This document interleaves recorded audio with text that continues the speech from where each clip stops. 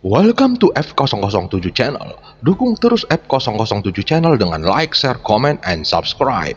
Melanjutkan cerita berikutnya dari Battle Through the Heavens.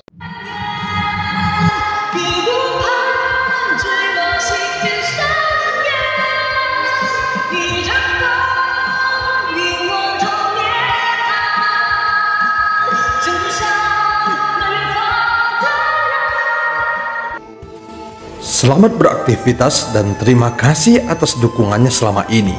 Semoga semua sobat F007 selalu diberikan kesehatan dan rezeki yang berlimpah.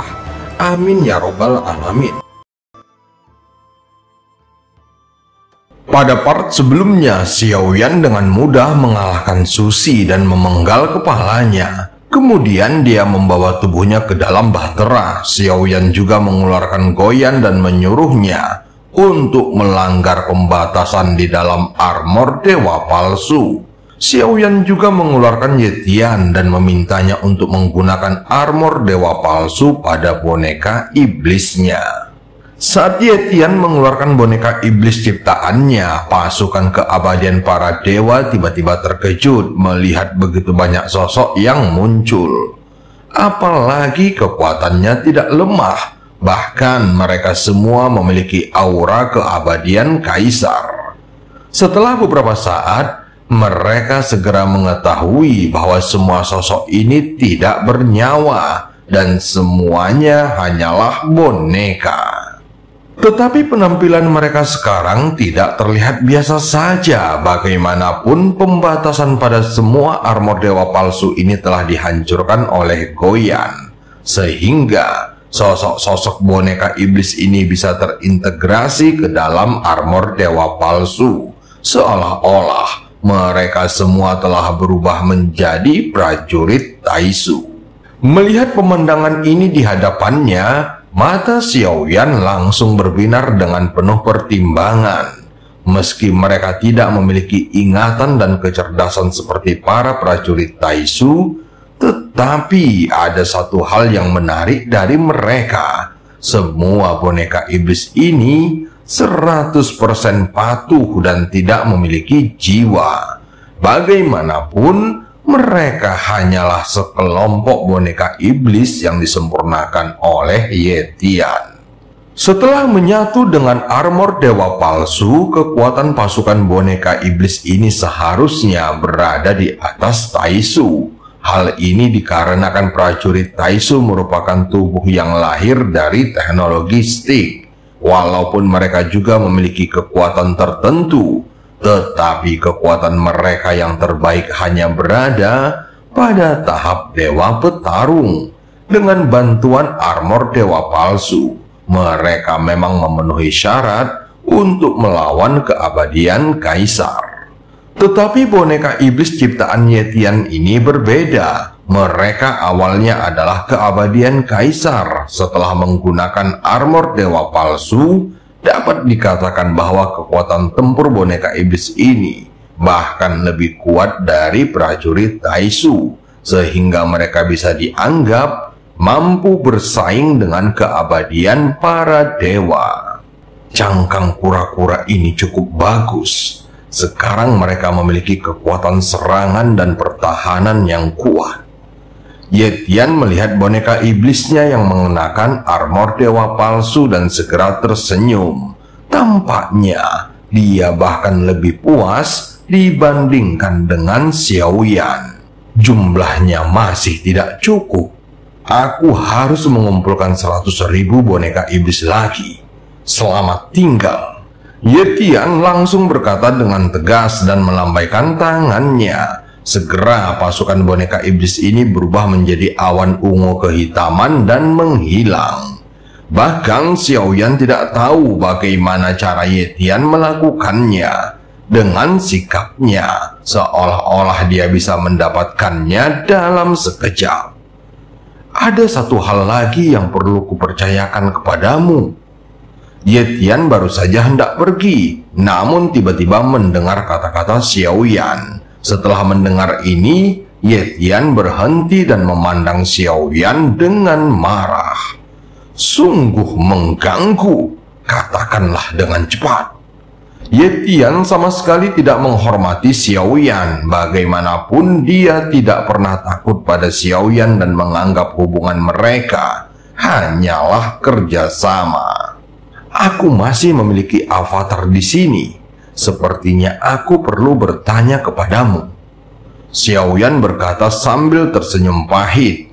Avatar yang dimaksudkannya adalah avatar Juci yang disegel di dalam peti mati merah.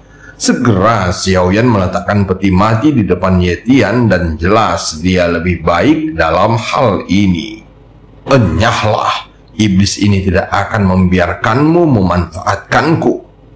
Ye Tian tampaknya sangat jijik saat melihatnya. Dia tidak memberikan wajah apapun pada Xiao Yan dan langsung menolaknya. Xiao Yan melihat peti merah di depannya dengan ekspresi yang suram. Meskipun dia memiliki metode pemurnian dari sekte boneka mayat, namun mencari mayat 5 elemen bukanlah hal yang mudah. Aku butuh beberapa boneka iblismu. Setelah melihat ekspresi Ye Tian, Xiao Yan berkata perlahan, silahkan pilih sendiri.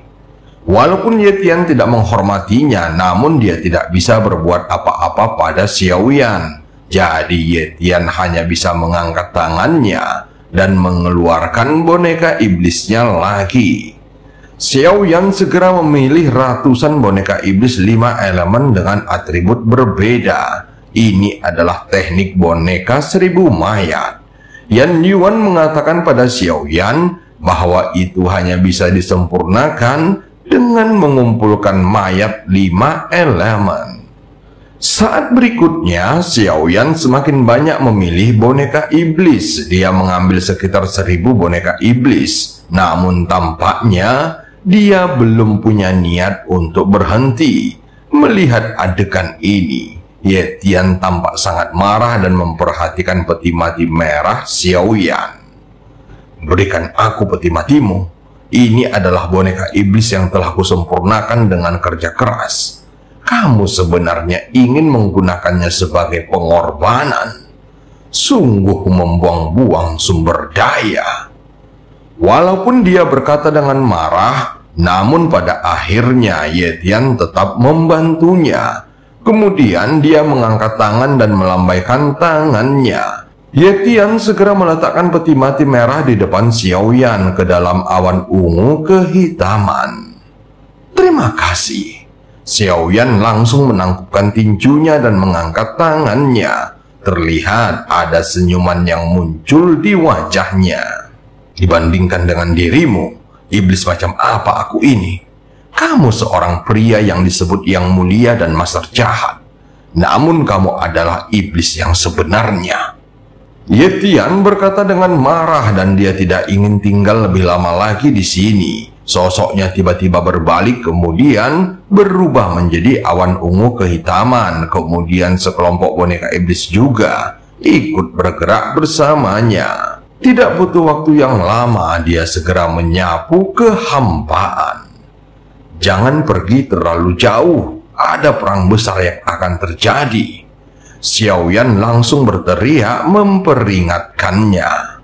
Aku sudah tahu, jangan terlalu bertele-tele. Saat ini Xiao Yan mengalihkan pandangannya ke sisa anggota tubuh pasukan Taisu yang berserakan di depannya. Xiao Yan segera menjentikkan jarinya dan nyala api langsung menyebar lalu berubah menjadi lautan api dan membakar segalanya menjadi abu. Saat ini hanya Susi yang belum benar-benar mati. Bagaimanapun dia adalah makhluk abadi. Xiao Yan melihat kepalanya berangsur-angsur pulih, sehingga Xiao Yan memelukainya lagi dan membuatnya menjadi sangat lemah. Apa yang akan kamu lakukan? Susi terlihat sangat kesakitan, namun dia memiliki jiwa dan berbeda dari para prajurit Taisu lainnya. Segera lehernya dicekik oleh Xiao Yan sehingga membuatnya semakin kesakitan dan wajahnya menjadi lebih pucat. Tentu saja aku ingin menggunakan darah dan jiwamu untuk memberi penghormatan kepada ribuan makhluk yang mati di kehampaan Laut Barat. Xiao Yan segera mengeluarkan banyak pil racun dan itu berubah menjadi cairan. Dia langsung mengintegrasikannya ke dalam tubuh Susi. Tanpa menunggu waktu yang lama, Xiao Yan mengeluarkan besi panjang dan menggantung tubuh Susi yang membusuk di bahtera. Tidak peduli bagaimana Susi berteriak, Xiao Yan tidak lagi memperhatikannya. Tanpa armor dewa palsu, Xiao Yan tidak perlu mengambil tindakan. Lagi pula siapapun di dalam bahtera dapat dengan mudah menekannya. Faktanya sangat mudah bagi Xiao Yan untuk membunuhnya, tetapi dia ingin Komandan Taisu ini merasakan hidup lebih buruk daripada kematian. Menghadapi Taisu, Xiao Yan tidak punya belas kasihan. Tentu saja Xiao Yan tidak bisa membayangkan ketika Taisu menghancurkan banyak makhluk hidup di kehampaan Laut Barat. Apalagi mereka menggunakan metode yang sangat kejam, sehingga meninggalkan ketakutan yang mendalam bagi siapapun yang pernah melihatnya. Saat berikutnya, Xiao Yan berteriak pelan dengan satu kata. Puluhan ribu orang kembali ke bahtera. Mereka segera berangkat dan meninggalkan tempat ini dengan kecepatan penuh. Adapun Susi diseret di luar bahtera, dan sekarang dia juga menderita racun yang parah. Saat bahtera itu dengan cepat melintasi lautan kehampaan, tubuhnya yang busuk sama sekali tidak dapat disembuhkan. Tubuhnya akan dirusak oleh dampak yang terus-menerus, dan tidak ada yang bisa mendengar suara kesakitannya di dalam kehampaan yang luas ini. Di dalam perjalanan ini, Xiao Yan juga memerintahkan untuk terus menghabisi pasukan Taisu yang mereka temui. Adapun apakah posisinya bisa ditemukan atau tidak, Xiao Yan sudah tidak terlalu peduli. Sekarang dia hanya mengikuti pengaturan yang dibuat oleh Ratu untuk pergi ke kehampaan Laut Utara. Sementara itu di bahtera pasukan Taisu. Sungguh menarik. Aku ingin melihat siapa yang berani muncul di kehampaan Laut Barat dan memprovokasi untuk memanggil semua komandan Laut Barat. Hal ini terlalu memalukan. Mereka yang berani memprovokasi Taisu harus dikepung dan ditindas sepenuhnya. Di wilayah lautan kehampaan tertentu di kehampaan Laut Barat, ada pasukan Taisu yang ditempatkan di sini dan hanya ada beberapa kapal induk yang terlihat. Namun mereka adalah pasukan terkuat untuk menekan tempat ini. Bai Ling tiba lebih dulu di sini dan melaporkan semuanya dengan ekspresi cemas di wajahnya. Setelah beberapa saat, Li Hai juga muncul. Saat melihat Li Hai kembali, Bai Ling langsung terkejut. Di mana pemimpin Susi?